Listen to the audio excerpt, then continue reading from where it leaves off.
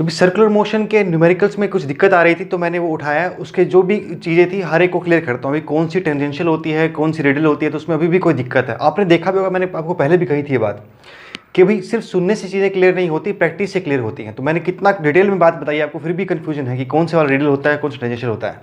तो अब उसको क्लियर करता हूँ।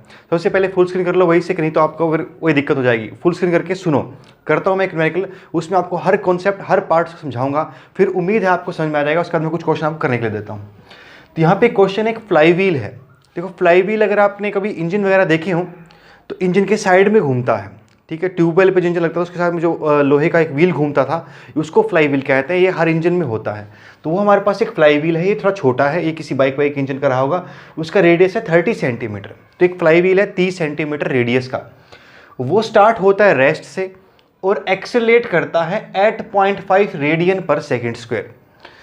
और आपको फाइंड आउट करनी है क्या उसकी टेंजेंशियल एक्सेलरेशन है, क्या उसकी रेडियल एक्सेलरेशन है, और क्या उसकी नेट एक्सेलरेशन है। और ऐसा दो वक्त करना है आपको, एक बार तब थीटा इज इक्वल टू 0 पे, यानी कि स्टार्ट होते ही इन तीनों की वैल्यू, और दूसरी बात कब, आफ्टर 1/3 ऑफ रेवोल्यूशन, जब वो आधा 1/3 चक्कर काट चुका होगा, उसके बाद ये तीनों चीज़ें क्या होंगी। तो ये दोनों बात दो आपको सोल्व करने हैं, 2 में 3 चीज़ें, टोटल 6 क्वेश्चन हो गए इसी एक के अंदर। तो अभी सोल्व करता हूँ। अच्छा देखो, इन क्वेश्चनों में या किसी भी क्वेश्चन में कभी भी हर बात साफ साफ नहीं लिखी जाती। देखो अगर वो सब कुछ आपको बोल देंगे तो फिर आप क्या करोगे, सिर्फ मल्टीप्लिकेशन रह जाएगा पहले तो अगर ऐसा वो नहीं करते हैं, आपको कुछ चीज़ें खुद पहचाननी होती हैं। अब उन्होंने कहा एक्सेलरेट एट 0.5 रेडियन पर सेकेंड स्क्वायर, तो आपको ये पहचानना है कि पहली बात तो ये कॉन्स्टेंट है, ये चेंज नहीं हो रही है। तो ये कांस्टेंट एक्सेलरेशन हुई, यानी कि यूनिफॉर्मली एक्सेलरेटेड सर्कुलर मोशन है। तो जो एक यूनिफॉर्मली एक्सेलरेट हो रहा है, ऐसा एक सर्कुलर मोशन की फ्लाई व्हील है, घूमेगा तो वो, क्योंकि वो तो गोल काम होता है, घूमने का काम होता है। रेडियस से दिख भी रहा है इसका कि वो तो रोटेट ही करेगा, चलेगा तो नहीं फ्लाई व्हील। तो ये घूमेगा और इसलिए और यूनिफॉर्म रेट पे घूमेगा, तो वो बात भी हमको समझ में आ गई। अब आगे बढ़ते हैं, क्वेश्चन शुरू करते हैं। और क्या क्या समझ में आ रहा है, फ्रॉम रेस्ट मतलब ओमेगा इनिशियल क्या है, 0। इनिशियली वो 0 से स्टार्ट हुआ था। और ये जो चीज़ गिवन है कि ये 80 है, ये रेडियल है, ये अल्फा है, इस सब का अंदाज़ा आपको देखो इस चीज़ इसी स्टेटमेंट से होगा। उसने start from rest and accelerate at, जब वो रेस्ट पे था तो उस टाइम पे उसकी रेडियल थी, तो बात ही नहीं हो सकती। रेडियल का मतलब क्या होता है, सेंट्रीपिटल। तो रेडियल सेंट्रीपिटल एक ही चीज़ होती हैं जो टुवार्ड सेंटर लगती हैं, और वो किस बात पे डिपेंड करती हैं, वेलोसिटी पे डिपेंड करती हैं। v²/r होती है या r ओमेगा स्क्वायर होती है। तो इसके पास जब ओमेगा ही नहीं है तो इसकी वेलोसिटी भी नहीं हुई, तो इसलिए इसके पास अब रेडियल तो है ही नहीं। किसकी बात है फिर, ये क्या चीज़ गिवन है, ये गिवन है जरूर उसकी टेंजेंशियल के बारे में बात हो रही है। अब टेंजेंशियल में भी कौन सी, ये उसकी एंगुलर है कि लीनियर है, उसका अंदाज़ा यूनिट्स लगेगा। ये एक्सेलरेट करती है एट 0.5 रेडियन पर सेकेंड स्क्वायर, और ये किसकी होती है, अल्फा की होती हैं। तो यहाँ से हमको समझ में आया कि ये चीज़ अल्फा थी। तो वो कितना होगा, 0.5 रेडियन पर सेकेंड स्क्वायर, तो ये अल्फा है, ठीक है। जो हमारी रेडियल एक्सेलरेशन होती है वो भी लीनियर होती है, जो टेंजेंशियल एक्सेलरेशन हम कहते हैं वो भी लीनियर होती है, और जो नेट होती है वो भी लीनियर होती है। इसमें सिर्फ ये एंगुलर एक्सेलरेशन होती है, ये हमारी एंगुलर होती है या सर्कुलर में पार्ट में होती है, रेडियन पर सेकंड स्क्वायर में होती है, तो ये लीनियर नहीं होती।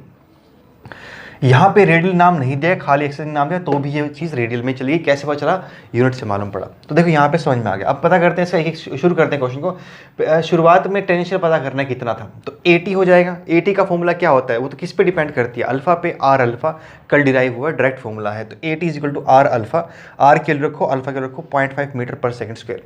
और अभी भी आपको बताया कि ए रेडियल वो तो v²/r होगी या r ओमेगा स्क्वायर होगी, और शुरू में तो वो रेस्ट पे था तो वो 0 होगी, यानी कि स्टार्टिंग में इसके पास रेडियल एक्सेलरेशन नहीं होगी, सिर्फ एक घूमना चालू करेगा, और जैसे ही घूमना चालू करेगा घूमते ही उसकी वैल्यू आनी शुरू होगी। यानी कि ये जो हमारी रेडियल एक्सेलरेशन है ये किसी यूनिफॉर्मली एक्सेलरेटेड मोशन में वेरिएबल होती है, ठीक, क्योंकि ये किस बात पे डिपेंड कर रही है, ओमेगा पे।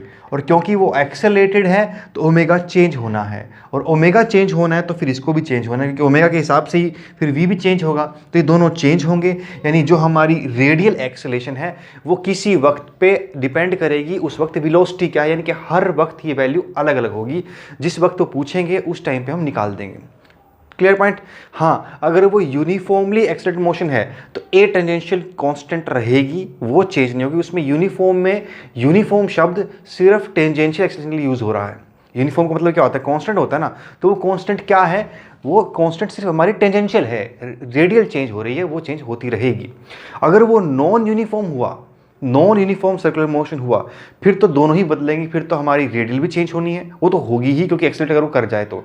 और दूसरी जो चीज़ है हमारी वो क्या है, टेंजेंशियल, फिर उसने भी चेंज होना है, तो दोनों चेंज हो जाएंगी अगर वो नॉन यूनिफॉर्म सर्कुलर मोशन रहता है तो।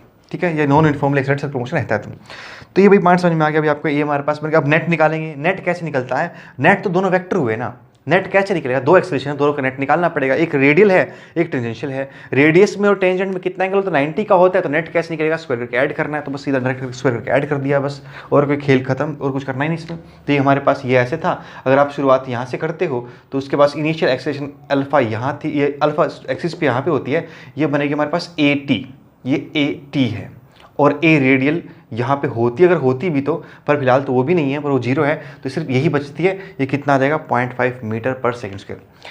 तो समझ में आया पॉइंट। आगे बढ़ते हैं। देखो इसमें से और बहुत बारीक पॉइंट हैं जो हर क्वेश्चन में आप करोगे उसके बाद क्लियर होंगे। मैं आपको बहुत क्वेश्चन कराऊंगा इस पर, लगभग 10-15 क्वेश्चन आपको करने को दूंगा, तब धीरे धीरे क्लियर हो जाएगी एक बात।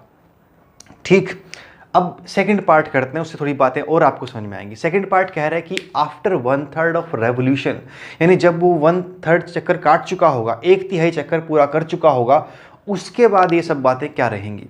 देखो 1/3 चक्कर काटा उसने, फिर से उन्होंने किस में को, मैंने आपको शुरू में बताया था कि वो कई बार डिस्प्लेसमेंट को रोटेशन बताते हैं, कई बार एंगल बताते हैं, पर हमारी जो ऐसा यूनिट है वो रेडियंस वाली है। तो ये रेवोल्यूशन में बोल रहे हैं, पहले इस रेवोल्यूशन को रेडियन में लाओ कि उसने चक्कर 1/3 काटा, ये बताओ एंगल कितना कवर किया। हमें चक्कर से मतलब नहीं, हमें तो बताना कितना एंगल कवर किया। तो एक पूरे रेवोल्यूशन में 2 पाई एंगल होता है, 1/3 में कितना हो जाएगा, 2 पाई/3। समझे, अगर कोई बॉडी पूरा चक्कर काट के आ जाए तो वो 2 पाई एंगल रोटेट करती है। अगर वो 1/3 ही घूमी है तो फिर वो 2 पाई/3 घूमेगी ना। तो ये बना हमारा एंगुलर डिस्प्लेसमेंट, यानी कि थीटा आई। अब फिर से बात करते हैं, उन्हीं की क्वेश्चन पे जाते हैं। उसने कहा भी बताओ टेंजेंशियल एक्सेलरेशन क्या है, टेंजेंशियल लीनियर एक्सेलरेशन क्या है। तो इसका मतलब हमने क्या निकाला, आर अल्फा, वो तो जो थी वही रहेगी क्योंकि वो तो कांस्टेंट है, 0.5 मीटर पर सेकंड स्क्वायर।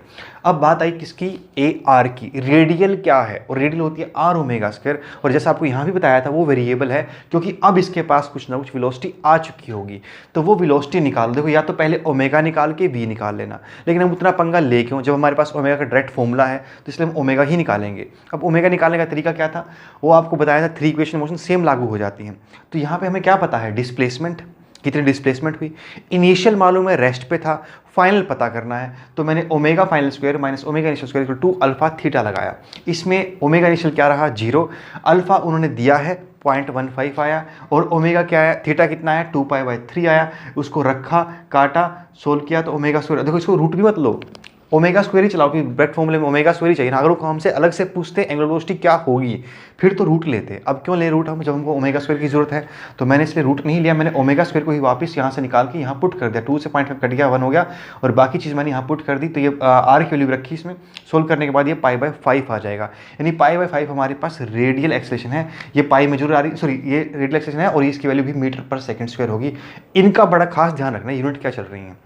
रेडियल की वैल्यू तो होती ही हमेशा लीनियर है, वो तो एंगुलर होती ही नहीं।